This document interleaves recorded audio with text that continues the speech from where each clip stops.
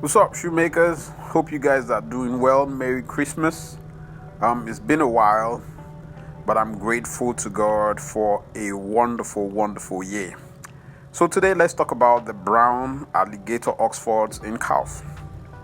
This is what my workshop looked like a night before Christmas. I actually started making those that pair a night before Christmas, and this is what the workshop looked like.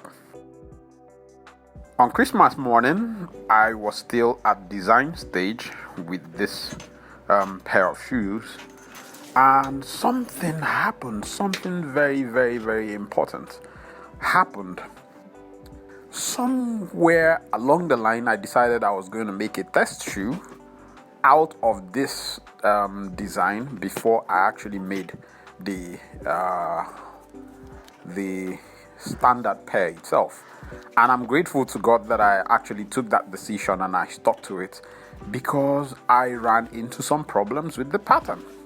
I'll point that out to you guys along the way. I'll show you guys where I made would I call them errors, some things that really didn't work out, and that's something that I have taken note of when I'm doing a tutorial video. This is not a tutorial video. You guys know how I do. I give you blow by blow commentaries and tutorials on each step of the process, but this is just one of those videos where I like to sit back over a cup of whatever you enjoy and have a lovely conversation with you guys. So how has it been? How was your Christmas? I'm enjoying myself. I didn't get to travel to the countryside this year, so I'm in Lagos, chilling, having a lovely, lovely time making shoes. I'm actually making this pair for a gentleman who was very helpful for my other business. He was very helpful to me in my other business. I don't know if you guys know that I am a lawyer in another life. So the gentleman who owns this pair works in one of the organizations that I did business with, and I promised him that I'm going to make him a pair of alligator leather shoes. So this is just bringing you guys up to speed on the process involved in making it. And like you know, I'm going to be teaching Dapadan from January.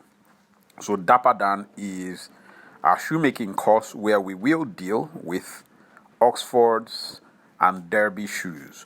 We've just finished making Derby boots, so we're not going to revise Derby boots. We will be taking a course, a free course, on how to make Oxfords and Derby shoes. So if you've not signed up for Dapadan, it's starting in January of 2023. Make sure that you do. I'll leave a link to the registration in the description. And yeah, make sure that you register for the course. It's a free course. So register for it. Then after Dapadan, I'm just giving you guys a rundown of what 2023 is going to be like on this channel. So after Dapadan, we are going to be doing... I'm speaking with a gentleman really from the beautiful city of Jos. Jos is in north central Nigeria. I'm going to speak with him. I'm pretty sure he will be agreeable to the proposal. So I'll speak with him so that we can, organize a course on sneakers. So I have a sneakers class scheduled in for maybe February, March of 2023. And then that course is called Sneak Attack. So the first course that we're going to run in the month of January of 2023 is Dapadan, followed immediately after by Sneak Attack. Thereafter, we will try and organize like a shoemaker summit, invite a couple of other shoemakers so that we can discuss the business, the art, the craft of shoemaking, especially in sub-Saharan Africa. And then the ladies have mentioned to me that we haven't, focused on things that appeal to them. So yeah, that's also something that we're going to take much more seriously in 2023. So high heel shoes, high heel boots, sandals for females, all of that is lined in, but not before we finish Sneak Attack and Dapper Dan.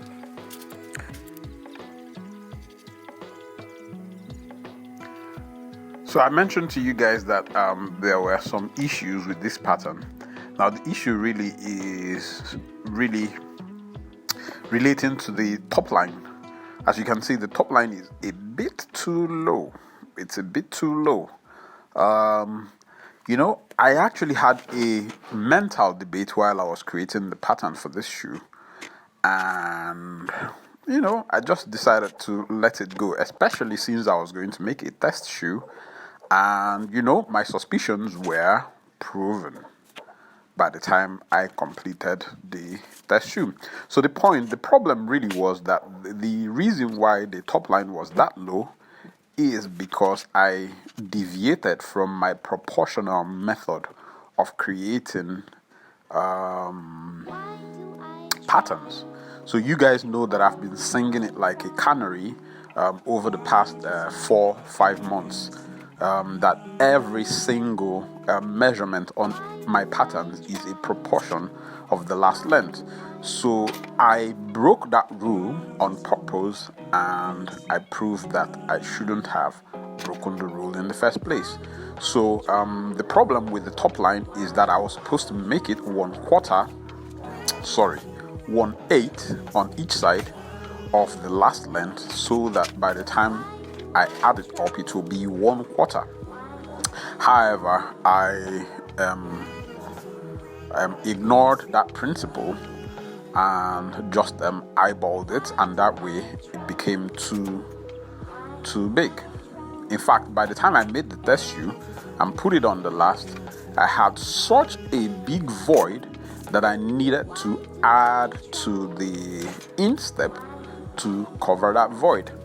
So that wasn't going to work, and when I brought my measurements back to proportion in the corrected pattern, everything worked out well.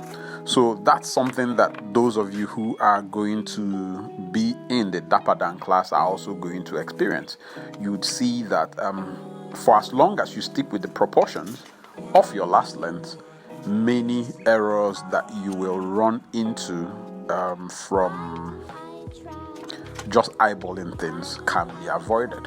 So this is what the pattern looked like when I finished. Like I told you, this pattern had that error of a very low top line.